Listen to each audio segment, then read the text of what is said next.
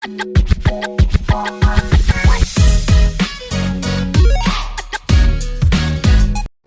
Friends, అందరు బాగున్నారా? ఇవాళ కాకరకాయ వేపుడు చేస్తున్నాను.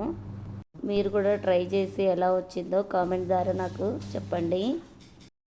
ఇప్పుడు స్టవ్ వెలిగించుకొని మనము ప్యాన్ పెట్టుకొని దాంట్లో కొద్దిగా ఆయిల్ పోసేసుకోవాలండి. ఒక 3 స్పూన్స్ ఆయిల్ పోసేసుకోవాలి.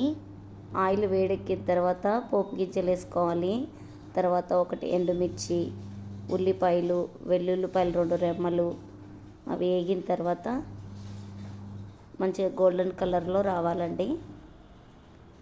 ఇప్పుడు కరివేపాకు వేసుకోవాలి. కొద్దిగా వేగిన తర్వాత కాకరకాయ ఇట్లా రౌండ్గా కోసుకొని వేసుకోవాలండి. పైన తొక్కు తీసి రౌండ్గా కోసేసుకొని వేసేసుకోవాలి. కాకరకాయలు నేను చూపించిన విధంగా కోసుకోవాలి. ఇప్పుడు కొద్దిగా పసుపు, కొద్దిగా ఉప్పు వేసేసి మంచిగా కలుపుకోవాలి. గరిటె తీసుకొని అంతా కలిసేటట్టుగా కలుపుకోవాలి.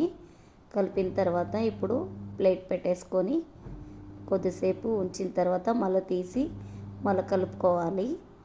ఇప్పుడు మళ్ళీ ఒకసారి ప్లేట్ పెట్టేసుకోవాలి.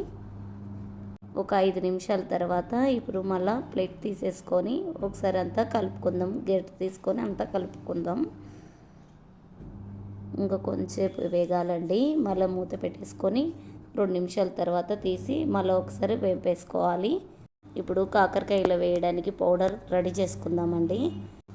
ఒక 4 ఎండుమిర్చి, ఒక చిన్న ముక్క కొబ్బరి, కొద్దిగా పుట్నాలు,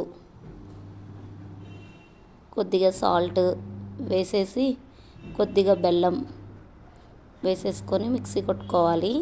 ఇట్లా పౌడర్ అయిన తర్వాత 4 రెమ్మలు వెల్లుల్లిపాయలు వేసేసుకొని ఇట్లా తిప్పుకొని పౌడర్ రెడీ చేసుకోవాలి. ఇప్పుడు కాకరకాయ వేగింది. ఒకసారి మనం మళ్ళీ ఒకసారి తిప్పేసుకొని రెడీ అయిపోయింది. ఇప్పుడు పౌడర్ వేసుకోవాలండి.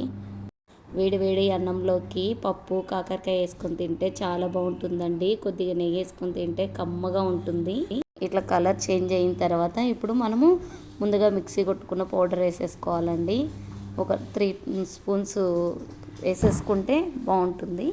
వేసేసుకొని అంతా కలిపేసుకోవాలి. స్టవ్ బంద్ చేసుకోవడమే. కాకరకాయ రెడీ అయిపోయింది. ఇది కొద్దిగా కూడా చేదు ఉండదండి, చాలా బాగుంటుంది.